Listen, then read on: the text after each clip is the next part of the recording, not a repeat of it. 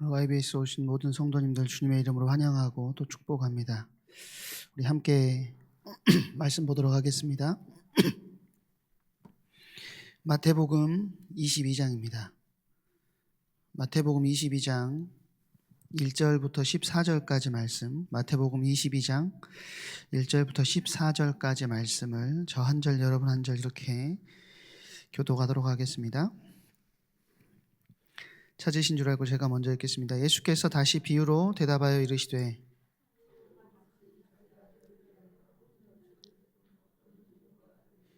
그 종들을 보내어 그 청한 사람들을 혼인잔치에 오라 하였더니 오기를 싫어하거늘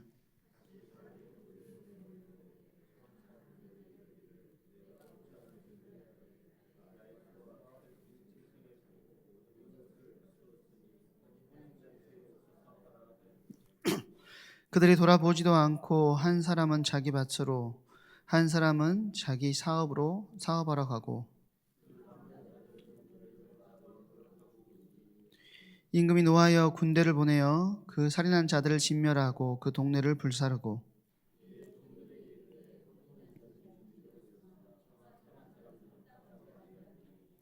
내거리 길에 가서 사람을 만나는 대로 혼인잔치에 청하여 오라 한대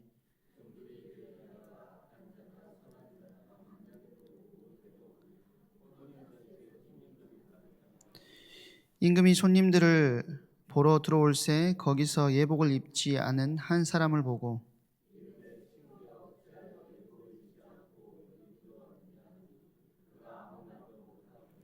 임금이 사람들에게 말하되 그 손발을 묶어 바깥 어두운 데 내던지라 거기서 슬피 울며 이를 갈게 되리라 하니라. 아멘. 오늘 칼빈 5대 교리 중에 네 번째죠.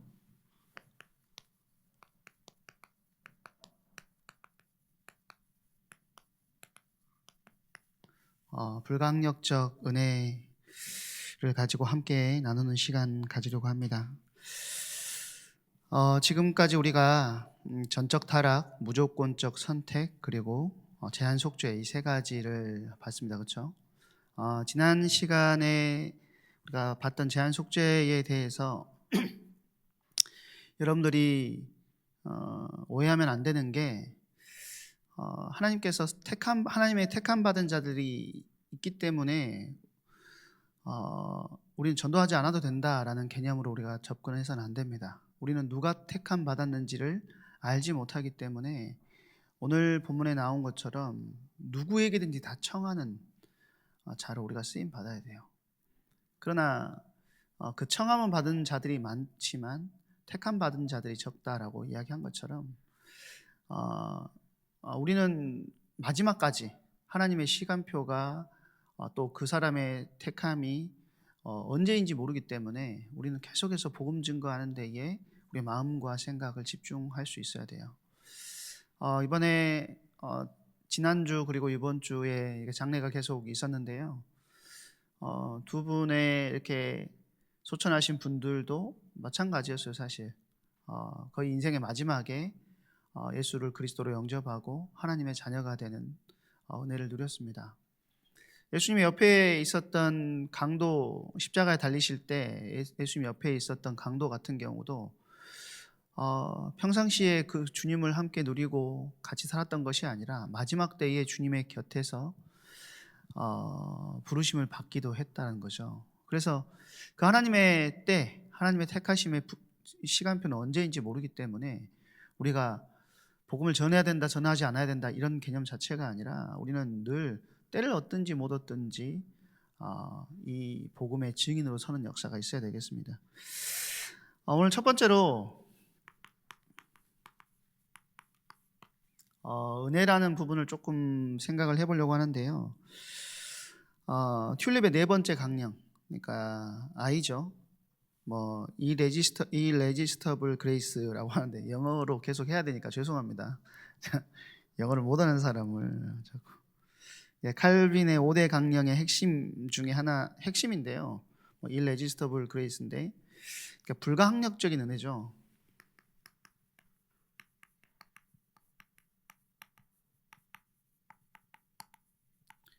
이거 이제 영어를 한자로 이렇게 번역을 해놓다 보니까 불가항력적 은혜라고 하니까 좀 이해하기가 힘들 수 있는데, 한마디로 이야기하면 거부할 수 없는 은혜, 거절할 수 없는 은혜 정도로 생각을 하시면 될 것 같습니다.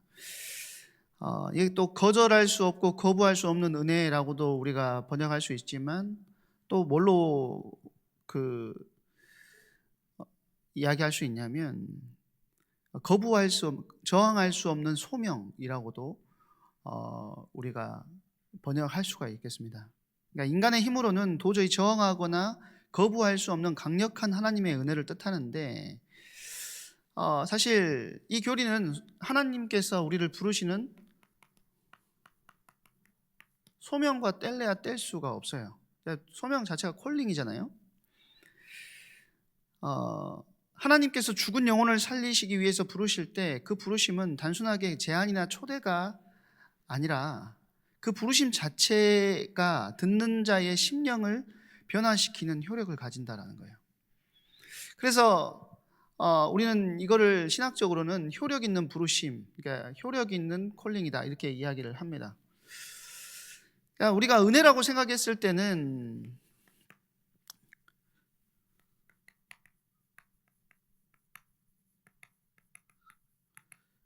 은혜에 대해서 많이 오해를 가지고 있는 경우들이 있어요. 어떤 오해를 가지냐면,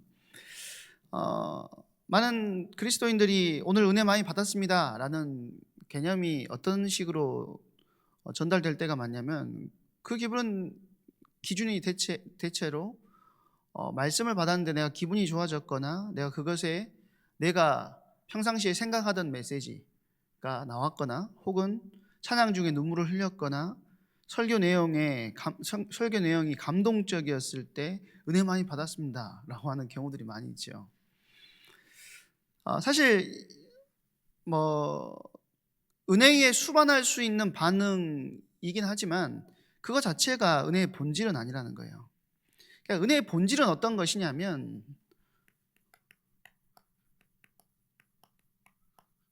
은혜의 본질은 살게 하는 것입니다. 참된 은혜는 나의 감정을 만족시키는 것이 아니라 나를 하나님의 뜻에 부합한 삶으로 실제로 옮겨놓는 힘이라는 거예요. 그러니까 내가 전혀 다른 방향을 향하여서 살고 있다가 하나님께서 주시는 말씀 안에서 내가 그것을 감정적으로도 또 의지적으로도 원하지 않는 방향이었음에도 불구하고 하나님께서 원하시는 방향으로 나를 틀어놓을 수 있는 힘이 은혜라는 거예요. 살게 하는 힘. 그래서 죽었던 영혼이 살아나고 하나님을 거부하던 본성이 하나님께 순종하는 본성으로 바뀌어가지고 실제로 거룩하게 살 수 있도록 만들어내는 힘이 은혜라는 것이죠. 그것이 바로 성경이 말하는 은혜예요. 근데 이렇게 생각을 하면요, 사실 성경은, 은혜는 우리를 기분 좋게 하는 반응으로 드러나기도 하지만 사실은 우리를 굉장히 기분 나쁘게 하고 왜 저런 말씀을 하시지 하는 반응으로 드러날 때도 있다라는 것입니다. 그러니까 기분을 상하게 하는 방식으로 드러나기도 한다라는 거예요. 예를 들어서 하나님의 은혜는 때때로 우리의 기분을 굉장히 나쁘게 하는데, 왜냐하면 은혜는 우리의 타락한 본성, 내가 주인 되고 싶어하는 그 욕망을 정면으로 공격하기 때문이라는 거죠. 나는 이쪽으로 가고 싶어요. 근데 말씀이 반대 방향으로 나와요. 그러면 처음에 그 말씀을 받았을 때의 반응은요, 굉장히 기분이 나쁩니다. 왜 저런 말씀을 하시지? 내 상황을 들었나? 누가 또 이야기했구만, 이런 생각이 들어요.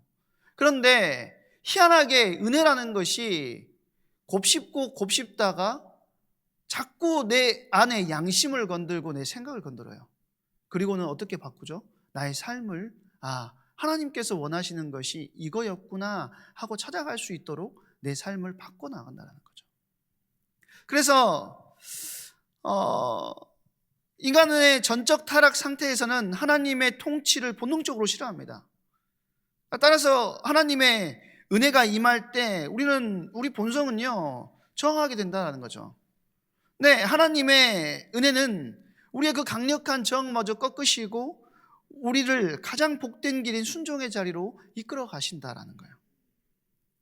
그래서 은혜에는 뭐가 없냐? 절대 실패가 없다라는 것이죠. 만약에 하나님의 은혜가 인간이 거절한다고 해서 취소되거나 좌절된다면 그것은 전능하신 하나님의 은혜라고 할 수가 없다라는 것입니다. 하나님께서 우리를 거룩하게 하시고자 부르셨다면 우리가 아무리 완악할지라도 그 전능하신 하나님의 주권으로 반드시 변화시키고야 마신다라는 거예요. 이것이 저항할 수 없는 은혜, 불가항력적 은혜가 우리에게 주는 가장 큰 소망이고 위로이자 사실 두려움이라는 것이죠. 사실 저 같은 경우도 그랬습니다. 저는 신학 안 하고 도망가려고 엄청 노력을 많이 했거든요. 근데 제가 그 세상적으로 살아가야 될 방향들을 제 스스로 결정하고 다 결정해 놨어요. 직장도 이렇게 하면 될 것 같고.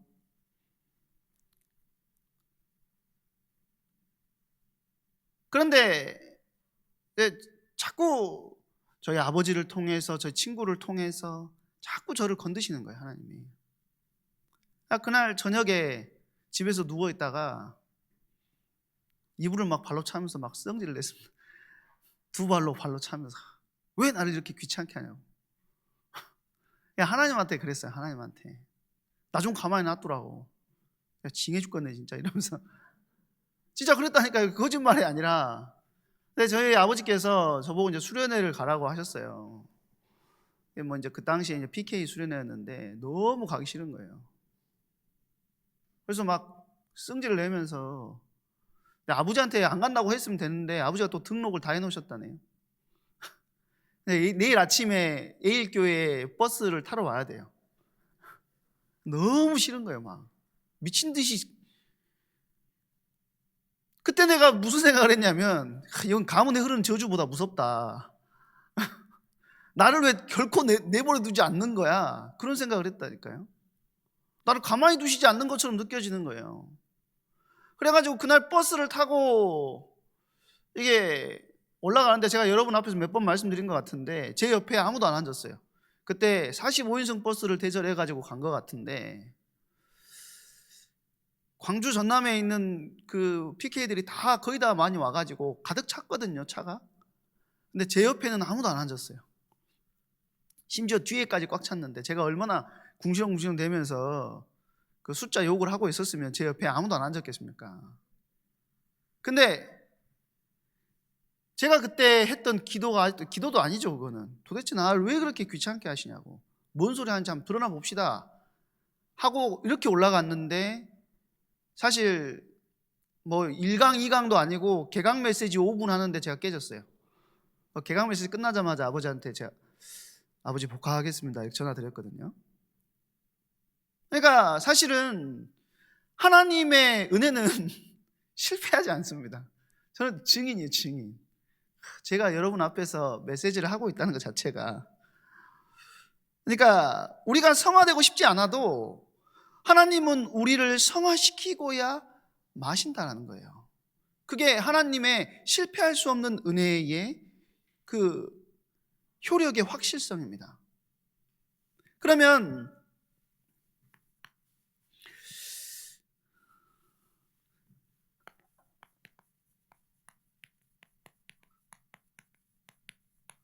하나님의 전능성과 신적 작정이라고 제목을 붙여봤습니다. 에드윈 팔머라는 사람이 있는데요. 이 사람이 그 불가항력에 대해서 정의를 했는데 뭐라고 정의했냐면 이 교리를 이렇게 설명하는데 하나님께서 어떤 사람을 구원하시기로 선택하시고 성령을 보내실 때 그들을 사랑받기 싫어하는 자리에서부터 변화시키면 아무도 대적할 수 없다라고 했습니다. 이 말이 무슨 말이냐면 그냥 우리에게 은혜만 주시는 수준이 아니라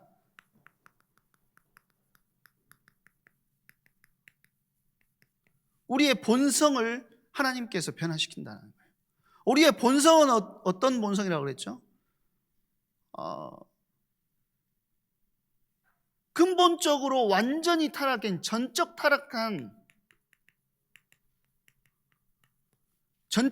상태에 있다라는 거예요. 그러니까 하나님이 우리를 강제로 끌고 가신다는 뜻이 아니라 하나님을 거부하던 우리 마음의 본성 자체를 하나님을 사랑하는 본성으로 바꿔주신다는 거예요. 하나님을 거부하던 전적인 타락한 본성을 하나님을 사랑할 수 있는 본성으로 바꿔주신다는 것입니다. 창조주께서 일하시기 시작할 때 피조물의 저항은 그래서 더 이상 유효하지 않게 된다는 거죠. 그래서 성화의 주도권은 내가 아니라 하나님이시라는 거죠. 나의 노력을 넘어서는 구원의 확실성이 하나님께서 나의 본성까지 만져가시면서 하나님을 바라볼 수 있게 하신다라는 거예요. 많은 성도들이 내 의지가 부족해서 내 노력이 모자라서 성화가 안 된다라고 생각하죠. 그러나 불가항력적 은혜는 성화의 근거가 우리에게 있지 않음을 이야기해 준다는 거예요. 우리가 성화되고 싶지 않은 마음이 들 때조차 하나님은 우리를 거룩의 자리로 이끌어 가신다는 거예요. 그래서 우리의 타락한 의지가 하나님을 거부하려고 해도 하나님의 주권은 그 거부를 압도하신다라는 것입니다.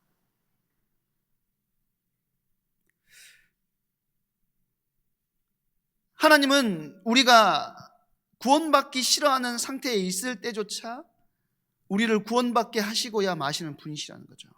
이것이 아까도 말씀드렸던 것처럼 정할 수 없는 은혜의 무서운 전능성이라는 거예요. 나는 이쪽으로 가고 싶어요, 자꾸. 제가 그랬다니까요.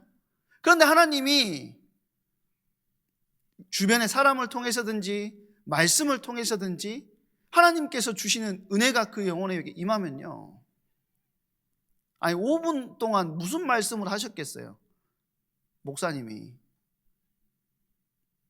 무슨 말씀 하셨겠어요? 성경 구절 읽고요, 잠깐 앞에 있는 내용 잠깐 이야기했는데 사실 5분도 아닌 것 같아요. 성경 구절 읽고 잠깐 그 성경 구절에 대해서 잠깐 한 1분 이야기했나?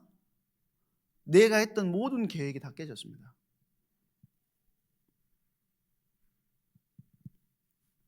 그러면 이 신적 작정이란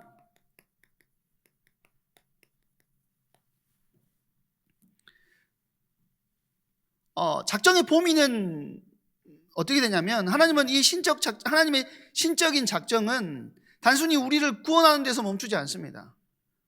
하나님은 창세 이전에 이미 여러분 한 사람을 어느 정도로 거룩하게 만드실지 성화의 수준까지도 상세하게 작정하셨다는 거예요. 하나님이 한번 작정하신 것은 어떤 인간의 방해나 연약함에도 불구하고 반드시 성취된다는 것이죠. 따라서 하나님이 거룩하게 만들기로 작정하신 자는 반드시 그 성화의 자리에 도달할 수밖에 없게 된다는 거죠. 그러면 이 교리가 주는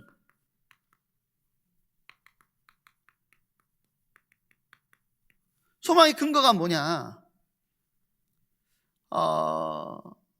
우리가 생각하는 인간적인 조건을 무력화시킨다라는 거예요. 이 교리는 예를 들어서 구원이 인간의 지능이나 우리가 태어날 때부터 가지고 있는 선한 성품이나 또 타고난 기질에 달려있지 않다라는 것을 우리에게 말해줘요.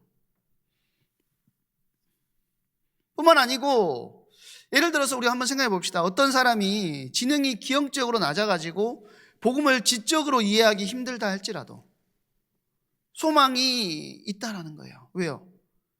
사람은 설득하지 못해도 하나님은 그 영혼을 직접 만져주실 수 있기 때문이라는 것이죠.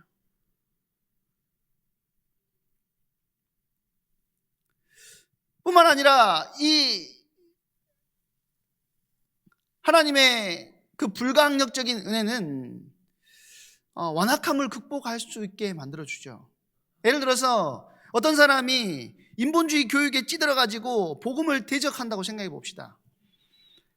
도무지 거룩해질 것 같지 않은 사악한 죄인이라 할지라도 하나님이 주권적으로 역사하시면 그 강팍함은 순식간에 무너진다라는 거예요. 그래서 저번에 말씀드렸던 C.S. 루이스나 이어령 씨 같은 경우는 그 하나님의 만져주심 아래서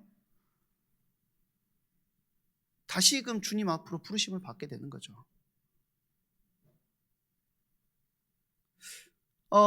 성경에 보면 이렇게 말씀합니다. 사람은 할 수 없으되 하나님은 하실 수 있느니라. 그러니까 이 말씀이 바로 불가항력적 은혜의 핵심이라는 거예요. 사람이 할 수 없는 일을 하시기 때문에 그분이 바로 하나님이시라는 거죠. 이 교리는 우리에게 절망적인 상황 속에서도 하나님만을 바라보는 최고의 소망을 제공한다라는 것입니다. 그러면 성경에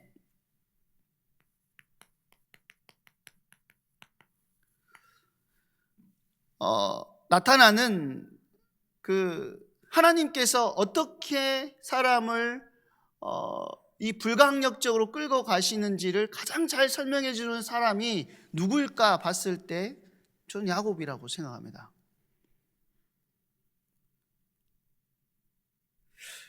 그러니까 우리가 그런 생각을 할 수 있어요.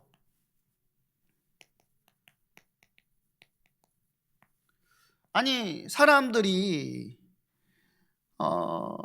불가항력적이라는 단어를 들으면 하나님은 인간의 자유의지를 무시하는 독재자 아니냐 이런 생각이 들 수 있거든요. 자기가 원하는 대로 끌고 가니까. 그렇죠? 왜 억지로 끌고 가십니까? 이렇게 반문할 수 있는데 전적 타락의 관점에서 이걸 봐야 이해가 되는 겁니다. 전적 타락의 관점에서 보면 모든 사람은 사실은 하나님과 반대되는 방향으로 갈 수밖에 없어요. 그렇지 않습니까? 모든 사람이 하나님의 것을 미워하고 하나님의 것을 사랑할 수 있는 그 어떤 것도 마음속에 남아있지 않은 존재들이라는 거죠. 그러니까 전적 타락의 관점에서 보면 우리 인간은 본래 하나님을 사랑하거나 거룩해질 의욕이 전혀 없는 상태로 태어났다는 것이죠.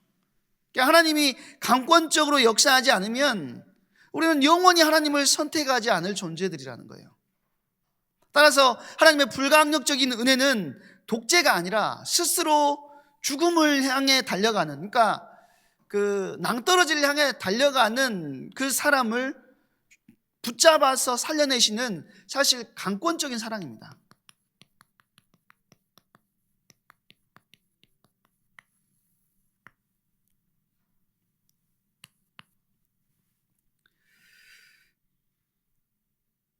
자, 그러면은 야곱 이야기를 계속해서 해보면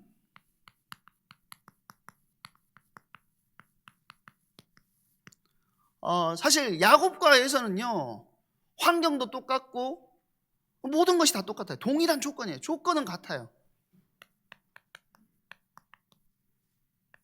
그러나 뭐가 다르죠? 결과가 다릅니다.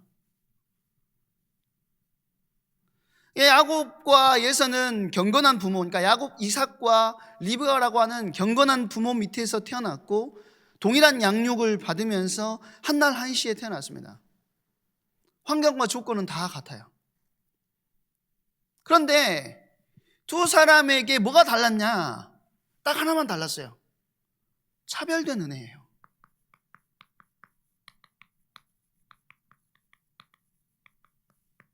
성경에 보면 분명히 뭐라고 기록하고 있죠? 하나님은 야곱은 선택하시고 예서는 선택하지 않으셨다라고 기록하고 있습니다. 여기서 중요한 것은 야곱이 선택받았다고 해서 어느 날 갑자기 마법처럼 뾰로롱 하고 성자가 된 것이 아니라는 거예요. 하나님은 야곱의 전 생애를 통해서 그를 변화시키기 위한 뭘 하셨냐?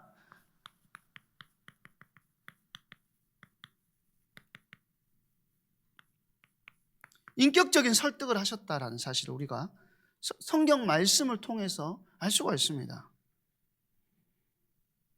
그러면 하나님의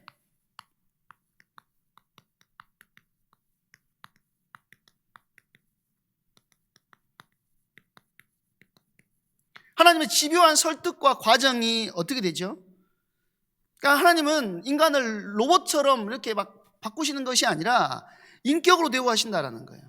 하나님은 야곱에게 새로운 프로그램을, 야, 너는 선택받았으니까 이 프로그램 가지고 이렇게 움직여 라고 그렇게 하시지 않았어요. 일방적으로 바꾸시지 않고 야곱이 야심과 욕심에 사로잡혀 가지고 라반에게 가고 또 움직이는 그 모든 과정 속에서 하나님은 그의 삶에 끝없이 간섭하셨습니다.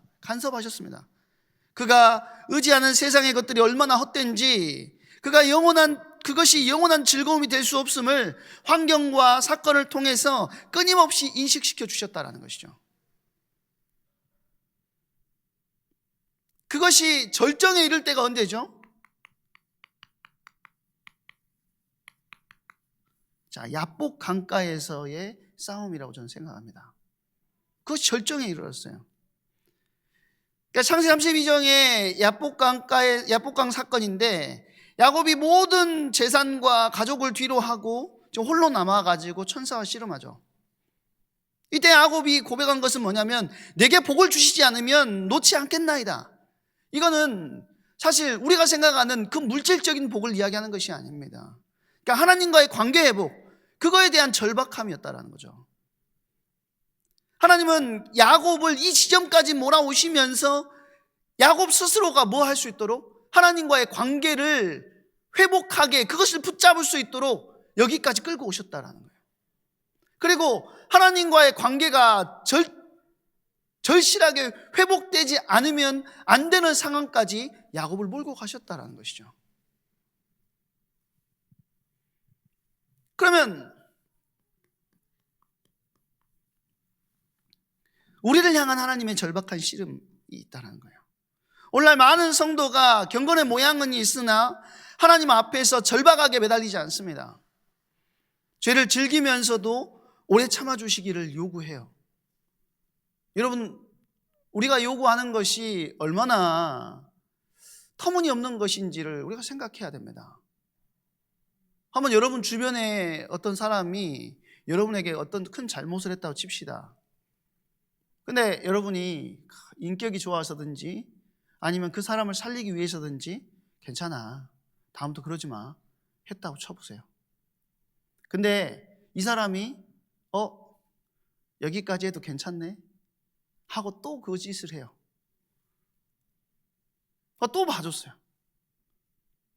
여기까지도 괜찮아? 또 해요. 그럼 여러분 심정이 어떠시겠어요? 근데 이 하나님이 참아주시는 이유는 사실 우리가 그 죄를 더 즐기게 하기 위함이 아니라 우리를 설득해서 그 자리에서 돌이키기 위함인 거잖아요. 우리도 사실 그 사람, 만약에 우리 주변에 그런 사람이 있었는데 그 사람을 참아주는 이유는 그 사람을 설득해서 원래 자리로, 진짜 있어야 할 자리로 회복시키기 위함이잖아요.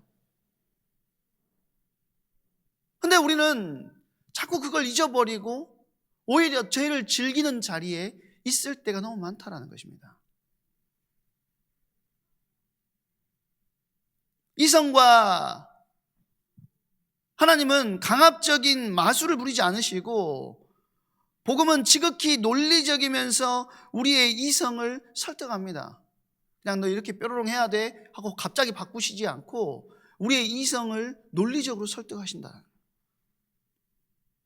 그러니까 너 예수 믿어라, 예수 믿어야 돼, 이렇게 강요하시는 것이 아니라 수많은 방법과 말씀을 통해서 하나님만 살아가는 것이 왜 옳고 복된 길인지를 끊임없이 깨닫게 해주신다는 것이죠. 그 시작은 그랬을 수 있어요. 내가 결혼을 했는데 남편이 교회를 다니다 보니 어쩔 수 없이 교회에 끌려 나오는 그 시작이었을 수 있어요. 그런데 희한하게 하나님의 말씀이 나를 인격적으로 설득해 나가는 그 하나님의 말씀 음성을 들으면 들을수록 내가 변화되어지고 어느 날 하나님의 은혜 가운데 거하는 인생으로 바뀌게 될 수 있다는 것입니다.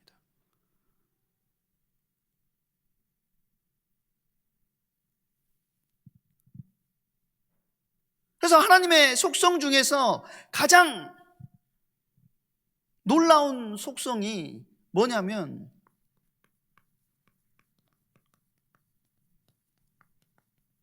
오래 참으심입니다. 오래 참으심. 제가 제일 못하는 거거든요. 오래 참는 거 제일 못해요, 제가. 오늘도 몇 번 분노에 타올랐는데, 운전하다가 오늘도 몇 번 분노에 타올랐는데, 우리가 씨름하면서 우리가 깨닫기를 기다리시고 우리의 완악함 때문에 고통당하시면서도 포기하지 않으신다는 거예요. 그게 하나님의 오래 참으심의 속성이라. 아니, 여러분 옆에서 여러분을 간봐가면서 자꾸 여기까지 해도 되냐? 여기까지 해도 돼? 하는 그 사람을 어디까지 참으면서 봐줄 수 있습니까? 인간은 사실은 쉽지 않아요. 그런데 하나님은 우리를 근본적으로 변화시키기 위해서 계속해서 참고 계신다는 거예요. 우리의 완악함을 하나님은 아시지만 중요한 것은 이 하나님의 집요한 설득과 씨름은 결코 좌절되지 않는다라는 것이죠. 하나님은 결국 승리하세요. 아까 제가 말씀드렸잖아요. 하나님이 승리하셨기 때문에 제가 여러분 앞에서 그 교리를 선포할 수 있는 겁니다. 그렇지 않겠어요? 하나님이 구원하시고자 하시는 자, 설득하시고자 하는 자를 하나님은 반드시 굴복시키시고 하나님 나라의 백성으로 만들어내고야 마시는 분이라는 거예요. 그래서 이것이 바로 우리가 믿는 저항할 수 없는 은혜, 불가항력적 은혜의 위대함이라는 것이죠. 오늘도 여기까지만 쓰겠습니다. 그러면 본문을 한번 보도록 하겠습니다. 예수님은 천국을 자기 아들을 위해서 혼인잔치를 베푼 임금에 비유하시죠. 복음은 단순히 무서운 명령이 아니라 하나님 나라의 말할 수 없는 풍성함과 부유함으로 우리를 초대하는 하나님의 배려라는 거예요. 근데 먼저 초청받은 유대인들은 오기를 싫어했습니다. 하나님 나라의 영적인 즐거움보다 세상이 주는 육신의 부유함과 쾌락이 더 좋았기 때문이죠. 그래서 그들은 선지자들의 권면에도 반응하지 않았고, 이것이 바로 전적으로 타락한 인간이 복음을 대하는 보편적인 반응이죠. 그런데 임금은 거절당했음에도 불구하고 4절에 보니까 더 강한 설득의 강도가 더 강해져요. 4절에 보면 뭐라고 하죠? 22장 4절에 보니까 다시 다른 종들을 보내어 이르되 청한 사람들에게 이르기를 내가 옷찬을 준비하되 나의 소와 살진 짐승을 잡고 모든 것을 갖추었으니 혼인잔치에 오소서 하라 하였더니, 그러니까 구체적으로 설득하신다는 거예요. 이건 하나님께서 택하지 않은 사람들에게조차 처음부터 기계적으로 포기하지 않으시고 끊임없이 씨름하고 계신다는 사실을 보여주고 계신다는 거예요. 그러니까 청교도들은 이 세상 어느 누구도 하나님과 씨름하지 않고 지옥에 간 사람은 없다고 말했어요. 그러니까 하나님은 구원하지도 않을 사람들을 연극하듯 부르시는 분이 아니라 하나님은 진실로 인내하면서 모든 이에게 그분의 부요함을 보이십니다.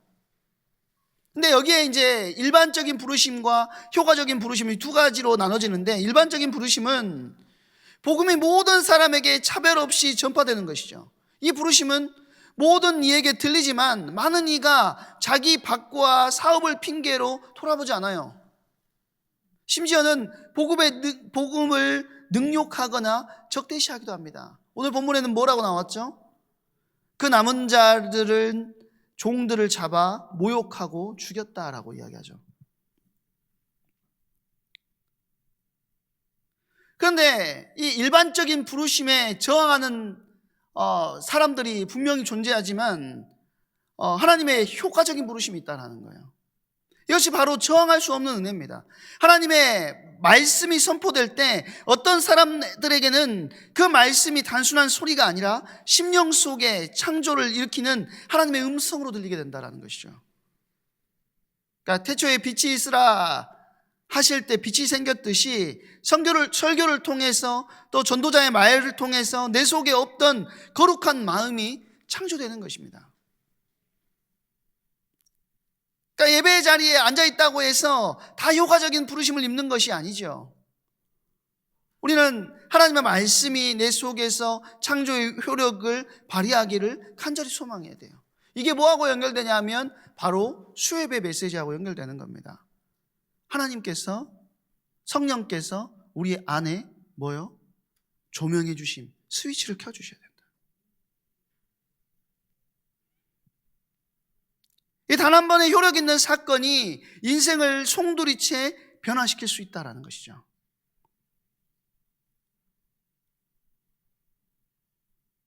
(8절에서 10절에) 보면 먼저 된 자가 어떤 위기와 외식이 얼마나 무서운지에 대해서 경고하고 있습니다.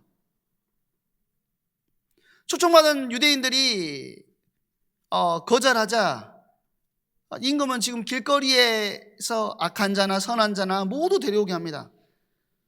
우리가 복음에 반응하지 않는다고 해서 하나님 나라의 잔치가 비어있을 것이라고 우리가 생각해서는 안 된다는 거예요. 하나님은 반드시 그분의 잔치를 채우신다는 것이죠. 복음을 계속 들으면서도 무감각해지는 것만큼 무서운 게 없어요. 유대인들은 어려서부터 율법을 들었지만 정작 하나님이 오셨을 때, 예수님께서 오셨을 때 피를 불어도 춤추지 않았어요. 오히려 세리와 창기처럼 복음의 외인 같았던 자들이 하나님의 말씀에 반응했다는 거죠. 그래서 먼저 된 자가 나중되고 나중된 자가 먼저 될지 모른다는 긴박함을 가져야 된다는 것입니다. 신앙이 오래될수록 민감해지는 것이 아니라 느슨해지고 있다면 그것은 우리가 거룩한 두려움을 가져야 되는 이유라는 거예요.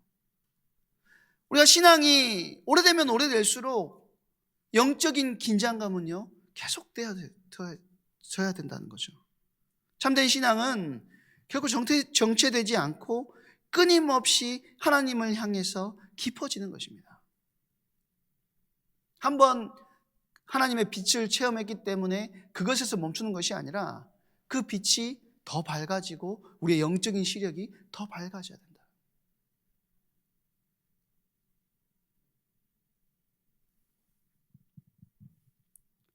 그래서 예복을 입은 자에 대한, 입지 않은 자에 대한 엄중한 심판이 11절에서 14절에 보면 나옵니다. 임금이 잔치에 들어온 손님들을 볼 때 예복을 입지 않은 한 사람을 발견하죠. 고대 근동의 혼인잔치에서는 주인이 손님들에게 예복을 미리 나눠줘요. 그러니까 야, 네가 예복을 갖춰 입어야 돼, 네가 만들어서 입고 와가 아니에요. 예복을 나눠주고 그 예복을 입고 오는 것이 관례, 관습이라는 거예요. 고대 근동에서는 그게 당연한 것입니다. 그러니까 이 비유를 들었을 때 예복이 없어가지고 못 입고 갔으면 어떡하지? 이게 성립 자체가 안 된다는 거예요. 예복을 나눠줬기 때문에, 고대 근동에서는 그렇게 하기 때문에. 근데 예복을 입지 않았다는 것은 몰랐다는 것이 아니라 주인의 호의를 의도적으로 무시하고 자기 고집을 부린 모욕적인 행위라는 것이죠. 이는 교회 안에 들어와 있지만 하나님의 통치를 거부하고 자기 방식대로 사는 자들을 상징하는 것입니다. 그러니까 입술로는 주님을 부르지만 삶에서는 거룩함의 예복을 입지 않는 자들, 이들을 향해서 경고하는 거예요. 바깥 어두운 데 내던져서 슬피 울며 이를 갈미 있으리라. 청함을 받은 자는 많되 택함을 받은 자는 적으리라는 말씀은 우리에게 큰 경종을 울리는 것이죠. 지금 네 마음대로 살고 있니? 아니면 네 안에 주인이, 주님이니? 그걸 묻고 있는 거예요. 우리가 정말로 저항할 수 없는 은혜를 입은 사람들이라면 우리 삶에는 반드시 하나님이 입혀주신 예복의 흔적이 나타나야 된다는 거예요. 그 예복의 흔적을 네 가지로 설명을 하고 싶은데요. 하나님의 뜻은 우리의 거룩함입니다. 삭개오가 복음을 경험했을 때, 그리스도를 만났을 때 즉시 이전에 탐욕스러운 삶과 결별했던 것처럼 효력 있는 부르심을 입은 자는 세상이나 과거에 죄악된 삶과 반드시 구분된다는 거죠. 이 구분됨이 없다면 복음은 아직 그 사람에게 효력을 발휘하지 못하고 있는 것과 마찬가지라는 거예요. 이거는 도덕적이고 윤리적으로 접근하는 방식이 아니라 수요예배 때 잠깐 말씀 나눴던 것처럼 하나님의 영광의 모습을 본 자는 그것을 따라서 기뻐하며 그것을 위하여서 움직일 수밖에 없다라는 거예요. 그걸 닮아가려고 한다는 것이죠. 두 번째로 주님께서 예복을 입혀주신 자는 증인의 삶을 살게 한다라는 겁니다. 사마리아 여인이 물동이를 버려두고 와보라 하고 외쳤던 것처럼 이 여인은 사실은 물동이를 대낮에 물을 뜨러 간 이유가 사람들을 피해서 움직인 거잖아요. 마을 사람들 피해가지고 겨우 이제 물 뜨러 간 사람인데 물동이를 내버려두고 마을 안으로 들어가, 자기가 제일 싫어하는 그 현장으로 들어가는 모습을 볼 수 있지 않습니까? 이 여자가 와보라 하고 외쳤던 이유는 은혜 입었기 때문에, 은혜 입은 자는 하나님의 아름다운 덕을 선전할 수밖에 없다라는 거예요. 지식적인 교리가 아니라 내 속에 일어난 실제적인 변화를 다른 이에게 전달하고 싶은 열망이 생긴다라는 거예요. 신의 악단이라는 영화를 봤는데요, 주변의 사람들한테 자꾸 보라고 하고 싶더라고요. 너무 은혜되니까 이런 현장도 있다는 것을 알게 됐으니 당신도 이걸 보고 그 현장을 놓고 같이 기도했으면 좋겠고, 우리가 얼마나 하나님의 은혜 가운데 신앙생활하고 있는지를 알려주고 싶었어요. 마찬가지라는 거죠. 하나님께서 주신 은혜가 우리에게 크다면 그 은혜 안에서 그 은혜를 전달하는 은혜 전달자의 사명을 감당하게 된다는 것입니다. 세 번째는 주를 위해서 고난받게 하는 예복입니다. 은혜를 받은 자는 단순히 복을 받는 데 그치는 것이 아니라 주를 위해서 고난받는 것을 기꺼이 선택한다는 거예요. 이전에는 내 이익과 안락함이 최우선이었지만 이제는 하나님의 영광을 위해서 손해를 감수하고 자기 부인의 십자가를 지는 자리에 서게 되어 있다는 것이죠. 마지막으로 우리는 선한 일에 열심을 내는 친백성이자 그리스도의 좋은 군사로 부름받았습니다. 그러니까 군복과도 같은 거예요. 자기 생활에 얽매이지 않고 모집한 자이신 하나님을 기쁘시게 하기 위해서 영적 전투에 임하는 자세가 필요한 겁니다. 지난주에 말씀 나눴던 것처럼 우리를 어떤 자로요? 새벽 이슬 같은 주의 청년으로 부르셨다.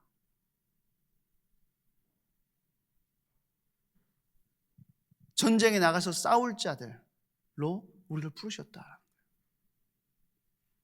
하나님의 은혜가 우리 본성에 거슬리고 때로는 부담스럽게 느껴질 수 있습니다. 그러나 그 부담감 때문에 갈등하면서도 결국 좁은 길을 선택하고 있다면 그것이 바로 저항할 수 없는 은혜 아래에 있다는 가장 강력한 증거라는 거예요.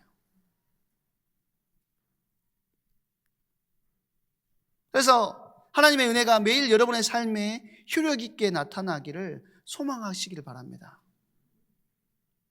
신앙은 어제에 머무는 것이 아니라 오늘 더 깊어져야 돼요.